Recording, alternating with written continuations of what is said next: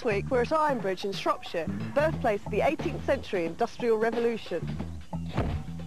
And we've come to Bliss-Till Victorian Town To restore a 1937 steam crane. First turning up in the 1880s, these Victorian beasts were capable of shifting incredibly heavy loads. Chuffing along rails, steam cranes literally pushed, pulled and shunted the modern world into shape right up to the 1960s. They were the JCBs of their day, ruling the roost in the docks, on the railways and in the heavy goods yards. Bliss-Till Museum boasts the perfect steam crane environment. Europe's last remaining steam-powered wrought ironworks. Graham Collis, who runs the works, melting, bashing and rolling raw iron, is a die-hard traditionalist who hates the fact he has to shift his iron with this, a modern-day forklift truck. What he needs is an authentic steam crane. He did have one. The only problem is, some enthusiasts took it to pieces with a view to restore it, lost interest, threw it in the bushes, and it's been lying there for the last 20 years. Claire, it's a bit of a mess, isn't it? No, it's all under control. I've got Graham here, who's in charge of the ironworks. Pleased to meet you. So you're responsible for this? Only partially. No, I'm not taking the blame for all of it. This is the man that knows where everything is, so we've got a huge lump behind us. Yeah, there's that big lump there, and if you think that's bad, have a look at the state of the jib over there in the bushes. You're joking? No, it's over there. Claire, you think you're going to need this? I don't think that's going to do a lot of good, actually. If we find all the bits, our steam crane should look like this. At the back is a coal-fired boiler, supplying steam at 150 pounds per square inch to the engine itself. The complex array of cogs are controlled by 3 simple levers, which allow the driver to move the crane along the tracks, control the angle of the jib, and raise or lower the hook. But our crane is looking very sad. Its jib arm has been amputated from its chassis. Oh. On safari with Salvage squad. There you are. One jib. I told you it was in a state. You're joking. Well, it's a bit overgrown. A little bit of a state, isn't it? Yeah, flower bed's got out of control here. Well, I've got no control over the herbage, but it's easily moved. I think you may have bitten off a bit more than you can chew here, Claire. No, nothing's impossible. Nothing's impossible. Have faith. OK, well, we'll leave you to assess the damage, and I think Graham and I should go and have a little chat about it. Yeah, OK. All right, leave me to the weeding then. It's exciting, but a bit sad too. Finding a beast like this lying like a giant jigsaw puzzle with pieces scattered everywhere. You have to be really careful with something like this, not to let first impressions lead you astray, because Suggs is right, it does look absolutely awful, but it's so massively over-engineered, look how thick that is, that a little bit of surface rust is going to make no difference whatsoever. My main concern is that I still haven't found the boiler and the engine, and if we haven't got those, we haven't got a project. So, keep hunting. So, Graham, what is the interest in these lumps of rusting metal? Well, that's exactly what it is. They're lumps of rusty metal, and they should be out here doing a job of work. You've got an ironworks there. We've got huge lumps of metal to move about for the stockyard and whatever, and we need to be able to lift it without resorting to that. I get tired of people saying, oh, another Victorian forklift truck, is it? When we've got the real thing over there just waiting to be fixed.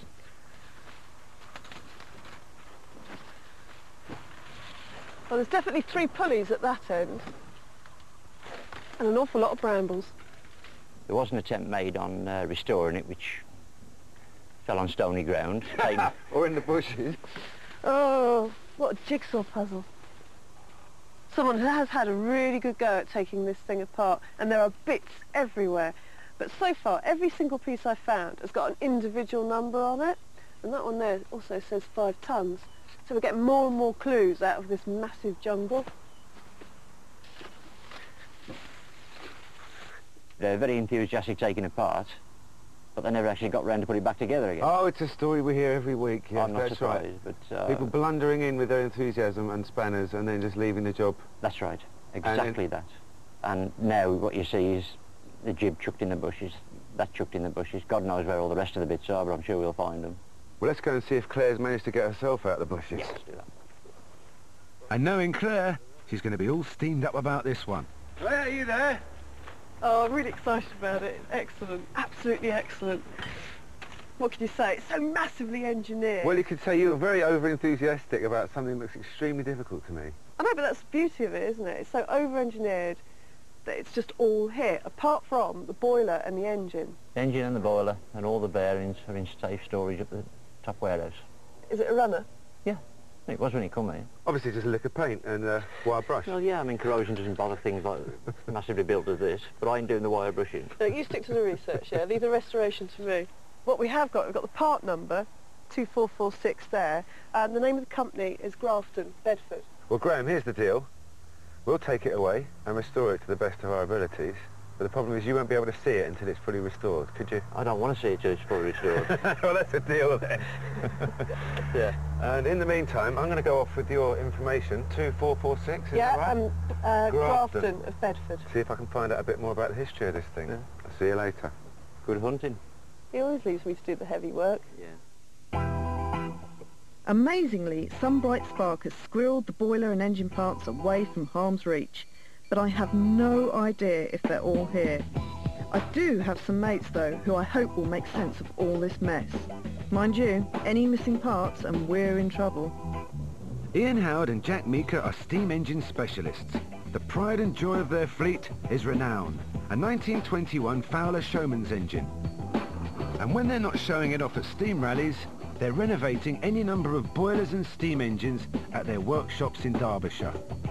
And we'll be relying on their specialist knowledge to put our jigsaw back together.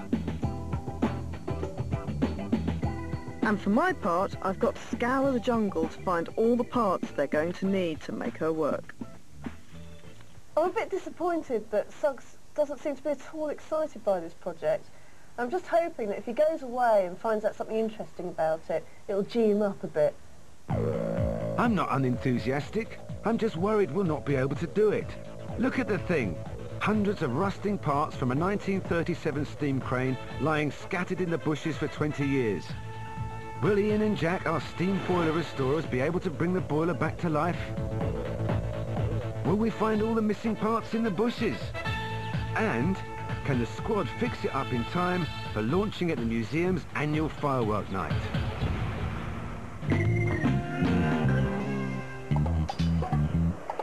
This week, Salvage Squad are restoring a 1937 Grafton steam crane.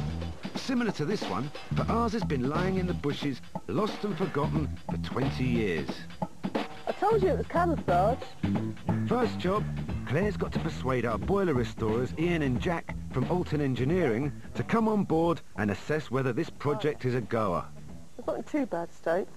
Doesn't look bad at the minute, but we'll have to give it an examination. The boiler's had years of hard service and it's the heart of the crane, so if it isn't properly restored, we're stuck. Because what we're aiming for at the end of it is a safe pressure vessel, so it's got to be safe. if we're pumping it up to high pressures, we don't want it to go bang. No. It's inconvenient. What are these score lines here? Don't you think rubbing it away? No, what that is because when the boiler's rolled, this plate goes right round and where it meets on the inside, you can get a crack because of it expanding and doing that, you see.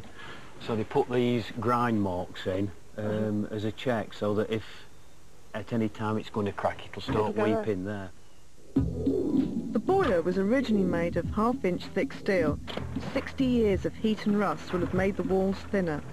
If they've got too thin, the whole boiler could explode. And it looks like this. It would kill anyone around, not something we want to happen. So Jack gets out his ultrasonic device. Yeah, get your gadgets out. This will scientifically determine exactly how thick the outer shell of the boiler is. 10, 11. How thick should it be, Jack? Well, it would have originally been half-inch. In metric, that's sort of 12.5, so it's lost half a mil on the seam there and 1.5 mil just round the bottom, which is not bad for the age of the boiler. No, very good. Come on, give us a go at your gadget. There you are, press the button. What's that say? 13. There you go, it's pretty good, isn't it? It gets better actually further up, doesn't it? Well, yes. Because you've not got the sediment and the water. Yeah, when you're in the steam space, it will be.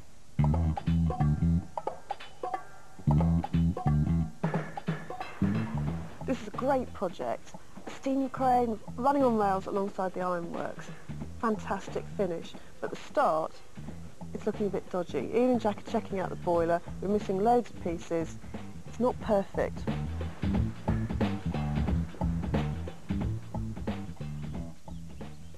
Boiler's looking pretty good, Claire, but where's all the bits?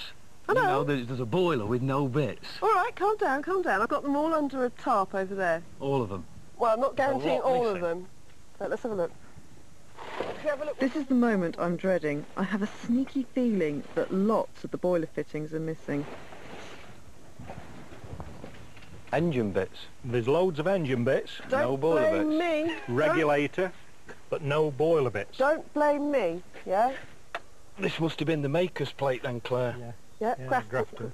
But there's But what still a a lot of shame. bits to find. There's a lot of stuff missing. It's so easy to label stuff up and to put it into boxes for future people to sort out, but I mean, this is just ridiculous. Despite their pessimism, I somehow managed to persuade them to take the boiler and the engine bits back to their workshop. Well, that's lots of bits, Jack. Yeah. Good news. But let's hope they can find, buy or make new fittings for the boiler, or else this project is doomed. And what about the muscle of this crane?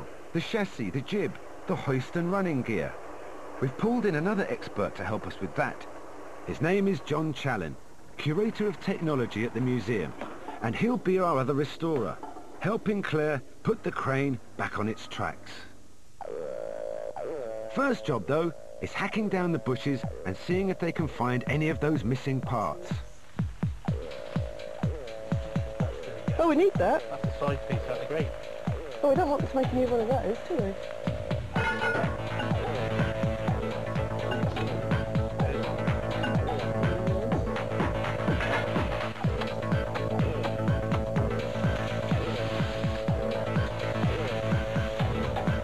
Let's get in there.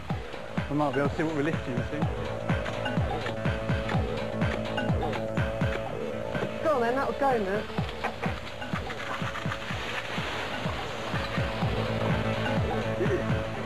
Well, at least you can see the thing now that we've all been going on about. And doesn't she look beautiful? Isn't she amazing? Are we completely mad? While Claire and John are hacking down the jungle, I'm whizzing off for a delve into our crane's past. I'll tell you what, I'm not sure about this crane at all. But I am off to the Historical Manuscripts Commission to see if I can find out a little bit more about its history. Somewhere amongst all this steamy literature, there must be some juicy pictures or a plan that will help us put that monstrous crane back on its rails.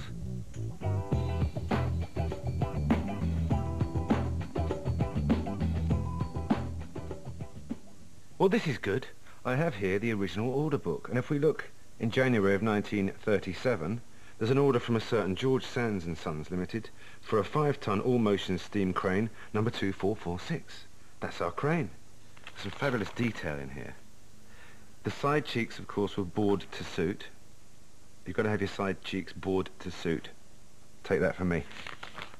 And it was in need of no spares. No spares were required. But what it does say here is in terms of erection, the services of one skilled erector included. They to provide all other labour, tools and tackle and unload and lift parts into position. And for all that, the princely sum of £800. But here at the bottom it says minus £22 if they cart the crane from here themselves. So £22 to cart 5 tons of metal sounds like quite a good deal to me. And it's gone up somewhat since then, because to move our crane out of the bushes is going to cost us £1,000. Like most steam cranes, ours will run on railway lines. So back at the museum, they're putting crane 2446 back on track. Literally. We're just putting enough track in so we can land the crane on something. So it's not exactly mainline quality, this track, but it'll do to put it on for next phase of operations. Temporary or not, with a mighty weight about to descend on them, these tracks have got to be rock steady. We simply have no idea how heavy our crane's going to be. With the tracks taking shape, Claire is heading to Ian and Jack's workshop. We still have no clue as to how many parts are missing.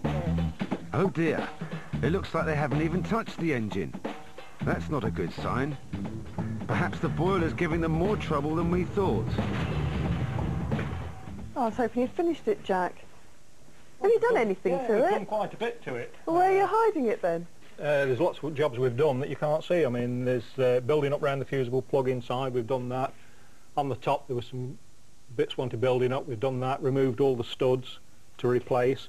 And this is the manhole door. Oh, new manhole door we're making. Brand new, isn't it? That must have taken some time.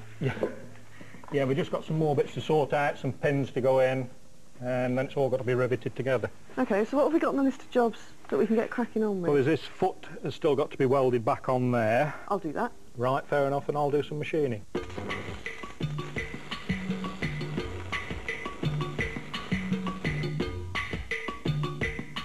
Phew!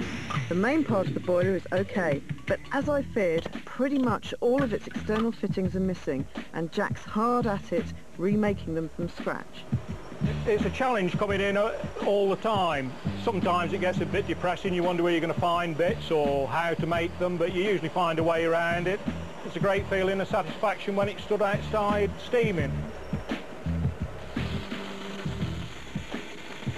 Well, I'm glad he's sounding optimistic. Making authentic new parts or adapting old ones from similar machines is often tricky, but it's the key to a successful restoration. These are flange fitting, the original ones were screwed. Right. So we're making these as like an adapter. Right, so that's off another boiler from some That's time right. in the past. Yeah. And in order to make it fit our boiler, brand Got new to make bits. them. Yeah. With Claire and Jack working hard to make all the missing fittings, back at the museum, a modern crane, no steam here yet, is hauling our baby out of the jungle. Bets are on. How heavy is it? 18 ton. He hasn't got all his clothes on yet. 18 tons and no instruction book. We're going to need someone to show us how to operate this huge and heavy monster. Bloody hell, it's big. 18 tons. That's 18 tons without a boiler, without a steam engine, without the jib, without a tank full of water, without a load of coal. This is going to be one very heavy exhibit when it's all to go. As the jib arm is shown daylight for the first time in 20 years, I'm following the lead I got in the records office, and I'm heading to Nottingham, the site of the old George Sands Ironworks, where our crane worked for 30 years, shunting very heavy bits of iron around. The site's a park now, but back then it was the stomping ground of engineer David Cartwright. So you actually worked here? Yes, I did. I worked here for 14 years. And we're walking along what was the main track at the Sands Emporium. Well, it's the side track from the, as opposed to the main track, which there's the main track running along there. As you can hear the train going past. And they used to run off the main track, the railway, into the backyard of the works. I mean, the works were huge. Well, I think I might have some photographs here from the archive that would interest you. Oh, yes. That really is a brilliant picture of the works. It's absolutely dead right, that.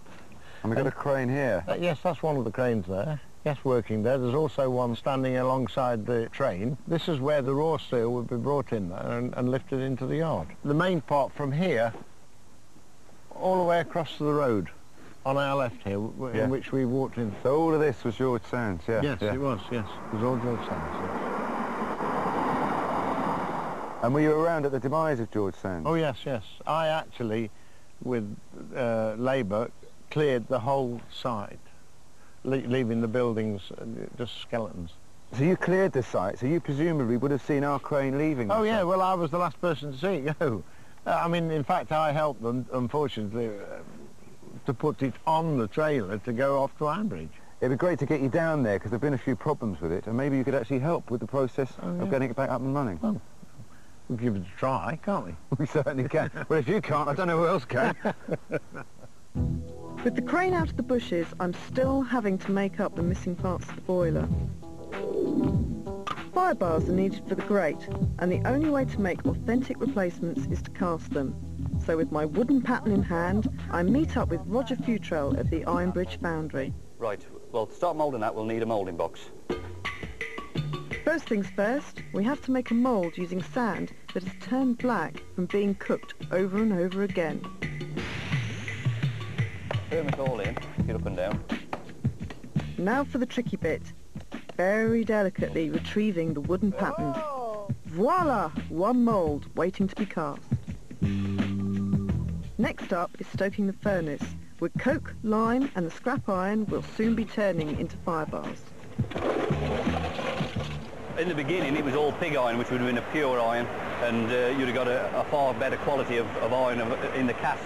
Nowadays you're only putting a percentage of pig iron back into the melt of the old reused iron. And we're using a lot of scrap here. You've got a lot of scrap, you've got drain covers, telephone boxes, you've got all sorts of scrap, any old iron basically. Really?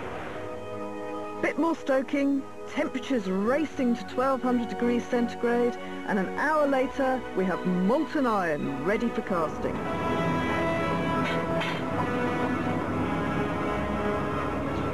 Got to have a go at this. But first, there's a bit of slag to clean off the top. Colours are wonderful. Just line it up, just lower it down a bit, and out it should pour now. All in one, look at that. Oh. Perfect. Hey. There we go.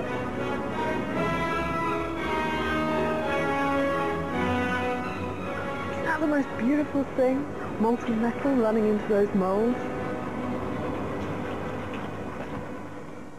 Meanwhile, back at Ian and Jack's, the boiler inspector's shown up to check the boiler. If he doesn't issue a safety certificate, we can't move forward. Ian and Jack are quaking in their boots. If it's a steam boiler, it don't matter whether it's a power station, right, or the cappuccino machine in a cafe. It still requires the same inspection and the same report. So if you go in a restaurant, you see a cappuccino machine that makes steam that goes psst, we do an inspection like these. We've got any leaks. First up is an internal inspection, looking for any weak joints and weeping. It looks pretty good actually, I can't see any leaks. If there was any, it would be seeping out very slow, and it takes a time to get through between the joints, you see. And this is why we'll take it up to pressure and leave it for half an hour. Immediately, you don't see any leakage, but then when you leave it a while, it steadily comes through, and it could be like little teardrops. For saying its age of about 1935, it's quite good. It's been in good condition. It looks quite good, this. Yeah. So with no firebox in place, Ian simulates a coal fire with a diesel burner.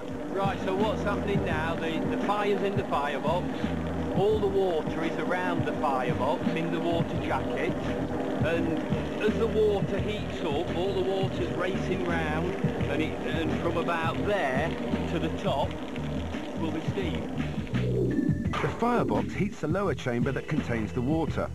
This turns into steam, which accumulates under pressure in the upper chamber.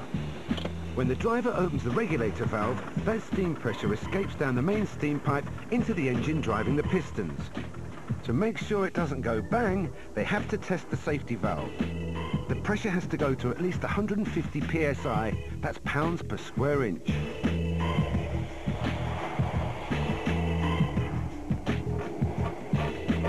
There's not enough pressure there to blow your hat off.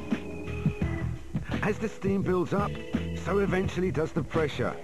Will there be any leaks? Jack, you blew a joint. That's the end. One of the joints have blown out. We've been having problems with these new types of joints. They're just not as good as the old asbestos ones, but that's life. You just have to keep pursuing it, and patience. With a boiler blowing steam, there's no certificate and our crane isn't going to lift anything. So, will Jack and Ian be able to fix the leaks? Can the jib arm fit onto the body of the main crane? And will we find the missing parts in time to restore this beast for the annual firework display in just a few weeks? Squad are restoring a 1937 steam crane. It's been lying in the bushes for 20 years. And with boiler problems and parts missing, our work is really cut out. Can we restore the crane in time for the museum's firework night? Who knows? Out on the road, I met David Cartwright, who worked on our cranes 20 years ago. And he pointed out there were in fact two cranes. So I'm following this new lead. Well, I've had a pleasant surprise. I thought there was only one crane at the George Sands Emporium, but in fact it turns out there were two. And how do I know? Because there's one right here. And I thought I'd come down and take the opportunity to take some photographs of it for our erstwhile crew back at base to see what one should really look like.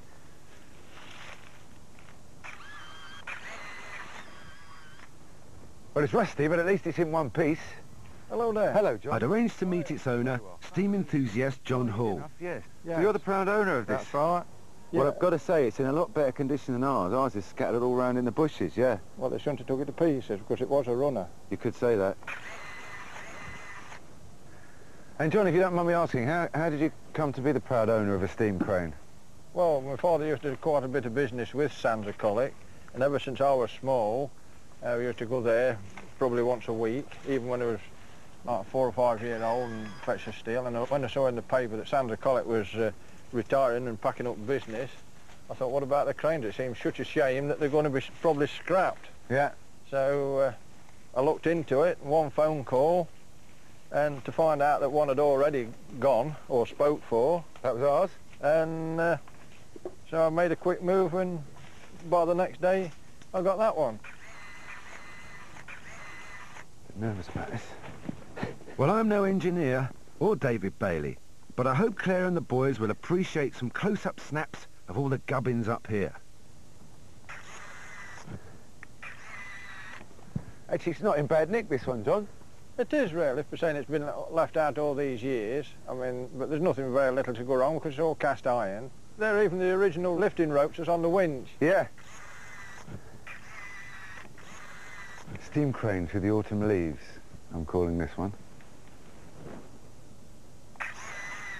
That's especially for you, that one, Claire. You can have that poster size. I know you love these things. Back at Ironbridge, our crane is finally out of the bushes and is getting a good clean in the form of a big hose down with a sandblaster and a lick of paint. And at last, she's ready for inspection. Now that's looking fantastic. There's certainly been some work going on around here. Oh, we've been busy. It is amazing, the difference. I mean, is that our jib? That's the jib, yeah. Last time I saw that, it's in the bushes over there. No, it's all freed up and we've even put a coat of paint on it now. Can't believe how much work they've done. We've got a huge hole where that shrubbery was, and we've got a crane here on rails. It's just amazing. But the boilers should be turning up sometime today. The last time I saw the cogs and engine parts, they were a pile of bits and pieces lying outside Ian and Jack's workshop. How's it going over here? Very well, really. We brought all this lot down this morning, and after a lot of head scratching, I think we've fathomed it out right. It's looking good. Are you sure you've got all the right bits in the right places? No. The complex array of cogs and gears on the steam crane mean that only 3 levers are needed to control all the crane's movements. But to drive the cogs, we need steam and a boiler. So, a month after its last test, the boiler's arriving fully restored and in possession of that all-important insurance certificate. But first off the crane is the crankshaft.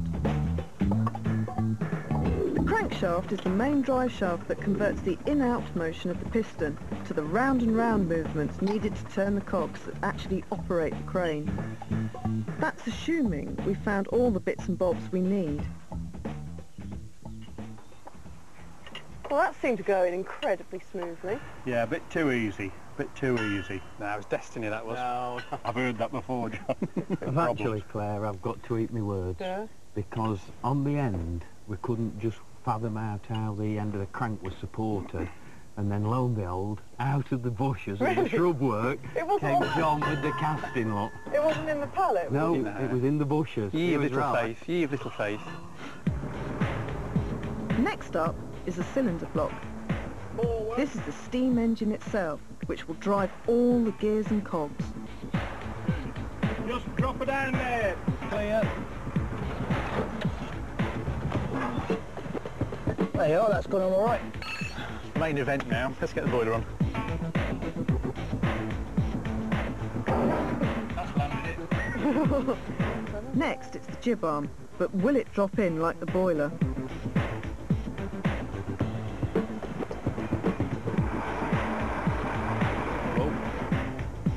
That's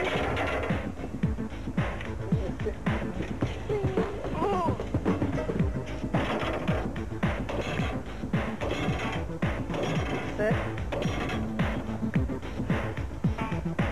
Hey. Yeah, look at that. It's been a good day. After a bit of gentle persuasion, we have a machine that's beginning to look like a crane. You happy? Yeah. Gone well. Gone well. I think it looks brilliant. That's it, that's all the big bits together now. Yeah, are you happy, John? I am, yeah. Good. It's just a matter of connecting it all up now. Gone as far as we can now until Sugsy turns up with some photographs. Ooh, I can feel my ears burning. Someone's talking about me. So, I'm jetting to Ironbridge with David, my driver and expert, to see how the team are getting along. Wow, that really has changed. No, isn't it? Last time I saw it, it was just bits in the bushes. Hey, Claire. Hello. Hello there, how are you? What have you been up to? Well, I bring you good news, Claire. I haven't just been sitting around on my fat arse. And to prove it, I have your photographs here of a twin crane that I found, a sister crane, which may be of some use to you. He's We'll brought show you us dirty pictures. To top it all, I have for you some living history, Claire. May I introduce my friend David, who actually worked on this very crane. How do you feel being called living history? I'm not sure. Anything else? It feels like Christmas. I think I'll retire gracefully now. Well, I am going to leave David in your capable hands, and I'm going to go and talk to Graham. See you later. Well, I've got to say, when we first started this project, I wasn't terribly excited. But I do believe, since its reappearance from the bushes, we may end up with something rather majestic. Looks very good. You're making a good job of it. Having these photos is going to be crucial in getting the gears and the levers sorted. To the various levers and selectors, we're just not sure about that. We're hoping for the... Oh, well, that's what we have. Yeah. They're also going to be useful when we put the new steel cables on. But better still, we've got David to give her the once-over. The only other thing is missing is the oilers on each of the wheels, which would probably need. Oh, yes. Well, that's... Especially when it comes to working out what these weird bits are all about. Driver can't sick. Eureka! Now we know how everything goes together. And finally, we have all the parts.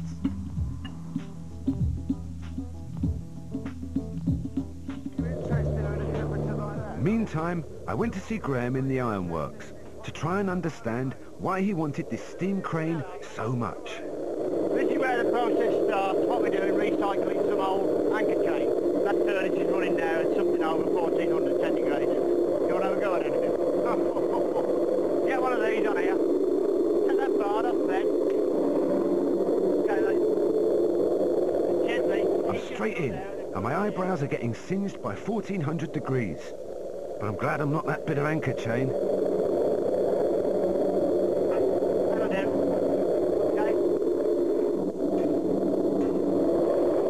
It's an amazingly real process. I know this place is supposed to be a working museum, but you really do feel what it would have been like to work somewhere like this. Hard. Very hard. I thought that was it for today. But no, my work's not done. I've got a red-hot molten mass of iron on a wonky old wheelbarrow. We really are back in the Victorian age. Come on, who wants it? Wrought iron is a very malleable material that can withstand tension and responds to forming through heat, rolling and hitting. And this molten mass is about to be mashed under the weight of a giant 4-ton steam hammer.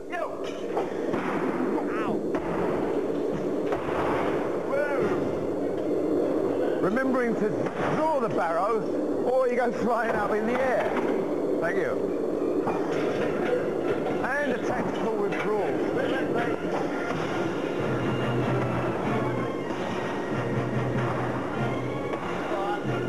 One there.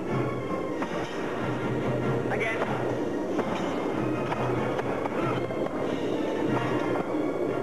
Well, I've never been very keen on heights, and I've just discovered another phobia. It's 4-ton metal hammers and great big red hot bits of metal.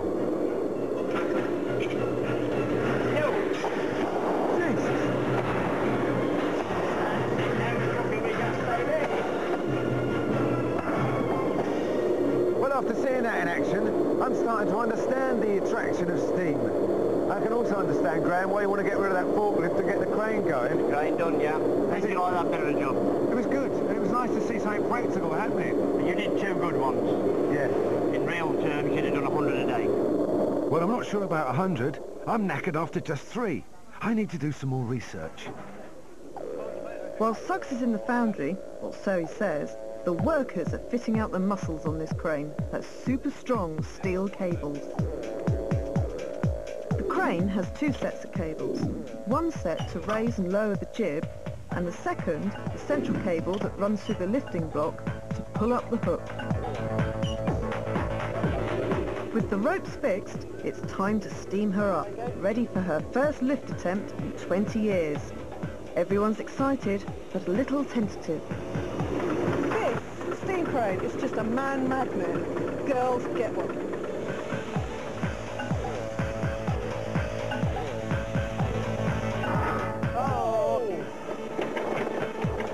Hooray! The crank's turning, and look at those cogs, working sweetly or what?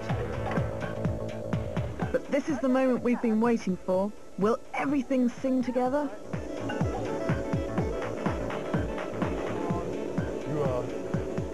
Look at that. Hey, look at that. It's good, isn't it? It's good, really.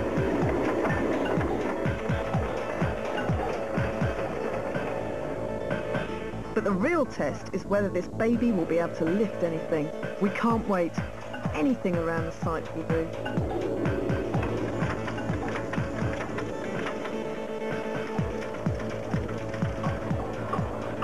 Oh, brilliant. Beautiful. That's our first lift for a very long time. But while she does it with ease, this is not strictly the time to celebrate. The real test will be lifting 6 1/4 tons when the crane inspector comes in the morning. That's right, more paperwork.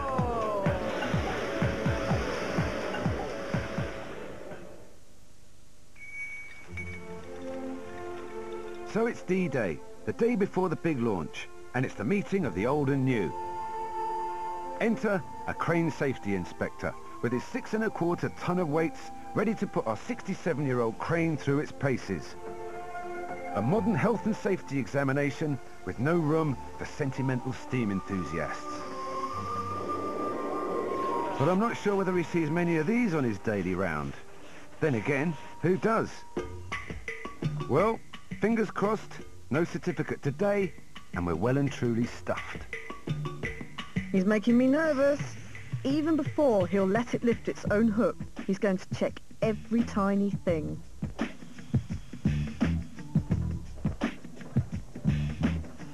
John, we've got a problem here. We've got a loose bolt. Oh, it's not going. I think we'll have to resort to surgery. Burn it off and put a new one in. Turn it off and put a new one in. Okay. It's difficult, isn't it? You restore 25 tons of crane, and the morning the crane inspector comes, you realise there's one bolt that's not quite done up properly.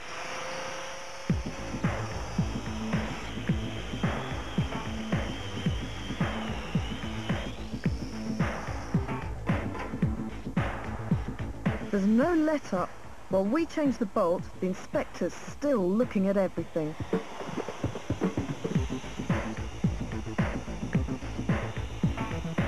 But it's not just the safety of the structure, it's the muscle as well.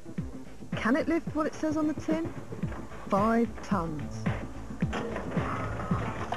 And with John at the controls, we've got to take it slowly at first. We didn't find any driving manuals in the bushes, so it's going to take a bit of getting to grips with. Okay, that's 1 ton, looking fine.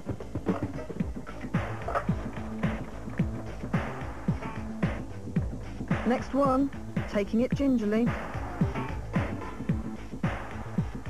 2 tons. This one's tricky, moving 2 tons with precision onto 3 more tons. Right, we won't do that on the brake then. Did it slip through the brake or was it yourself? It's not in gear. Steam cranes can only lift when enough steam is produced to drive the engine. So the fire and boiler have to be kept at just the right pressure. And we're going to need a lot for this next one. This is going to be 5 tons. This is the safe working load, but it looks like we're all out of puff. That's why they put diesel engines on them. Suddenly we're beginning to realise that the romance of steam has a downside. So, better stoke her up again. If you want power on the steam engine, you can't just flick a switch. I've got the water container under my feet. And when you want to put that in the boiler, you have to use steam to suck it in against the pressure. The pressure you can tell by the gauge up the top, and the actual amount of water you can see through the glass there. And it's all being cooked up and boiled by our fire. It's just a matter of getting everything in balance with each other when you want the pressure. All steamed up and ready to go.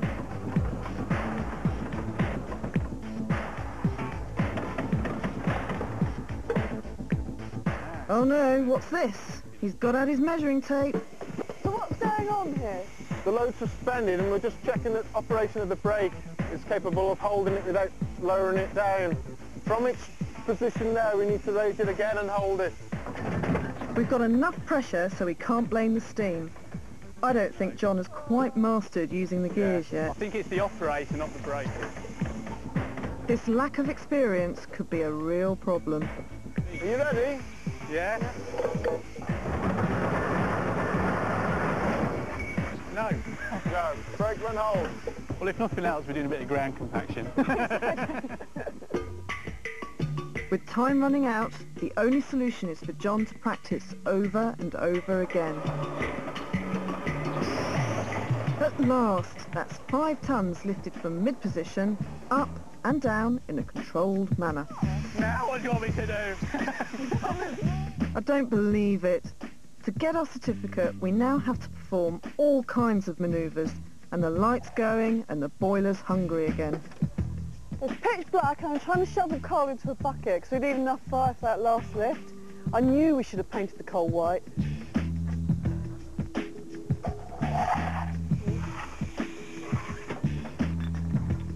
So, this is it.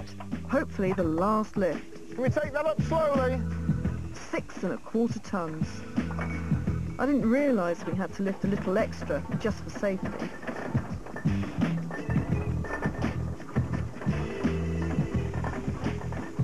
Six and a quarter! 6 1/4 tons, spinning round.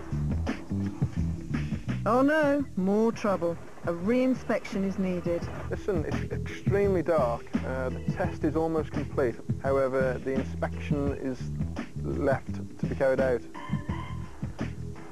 They need it inspecting before 1 o'clock tomorrow. We're so close, but if we can't get a new inspector, it will be no certificate and no launch. Salvage Squad have restored a 1937 Grafton steam crane, but it still needs a safety certificate before it's publicly launched and handed back to Graham, making his ironworks authentic at last. Iron lifted with a steam crane instead of a forklift truck. Our fate is in the hands of a new crane inspector. How much steam have we got? Plenty of steam, we just need to be legal. How's it going, Claire? What do you mean legal? Oh, you should have been here last night. We were here as the moon rose and we just ran out of time. We had the crane inspector and we just didn't have enough time to get it all finished. So we've got a new one today that's hopefully finished off the test for us. Hello there, sir. Hello. Is our slew slewing? Your slew is slewing. I spent a few hours this morning looking at everything, giving it a thorough examination, and I'm pleased to say that everything appears to be satisfactory. So here's your certificate of test. Could have done with this last night. Hallelujah. A little bit dark though. Thank you very much for coming today. You're welcome. How much are we legally allowed to lift with it now? 5 tons at 15 feet. Great, thank you very much. Thank Well, you. we've still got a few bits to do on it. Do you finishing touches? I'm here for finishing touches, Claire. That's my role in life. Damn. Looks like I've been set up. Again. Claire, how am I supposed to use this brush? Oh, it's a right up pig's ear. Got a different brush? You really are funny. Broomtastic. Another job done well by me. The crane won't work without this, you know. Oh, that's fantastic. We're nearly finished. Isn't that beautiful? Shall I go get Graham? From a load of old rusting metal in the bushes to this fabulous looking crane. Oh. Yeah, I think you should. But I know you tested 6.5 tons weight last night. Yeah. But I think I might have something bigger. We're not supposed to lift it, you know that. Our limit's 5. I'll go find Graham. All right. Stoke it up, boys. This lift is going to need everything we've got.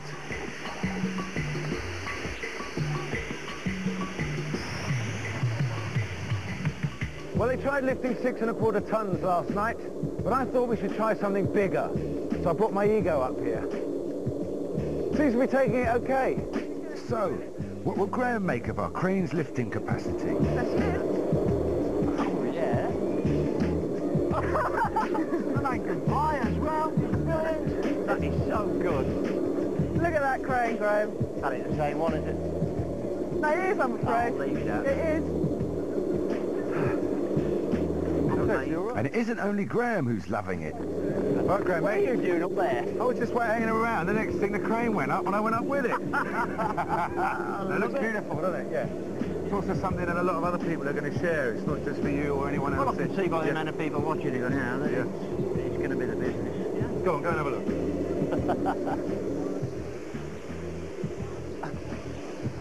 Oh, yeah. After my stunning performance art, I've been promoted to coal boy. Full steam ahead. How long have you been? Soon we're all having a go, slewing and sliding. Look out the armbar. But what about doing the real stuff? Moving heavy bundles of raw iron from the ironworks. I think we'll get David, the experienced driver, for this one. Oh, yeah. Hey, not bad. That's brilliant. Not bad. Oh, is it? Hey! Fantastic. Our mission accomplished. The traditional way to move raw iron with a fully restored steam crane. But this is Graham's new baby, so he better learn how to drive her. Luckily, we've got expert David on hand. And hopefully John will pick up some tips too. That's good, this, isn't it?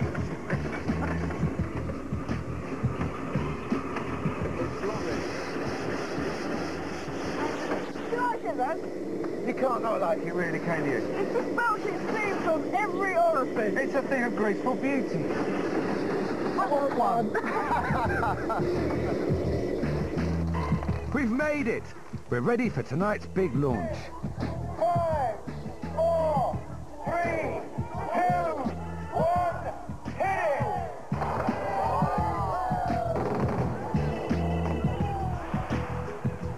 it! The team are salvaging a 1960s hovercraft next Monday at 8. For an exclusive interview with Stubbs, press the text button on your remote and go to page 428. Next tonight, military training techniques that claim to make the modest of men into vicious killing machines. The truth about killing.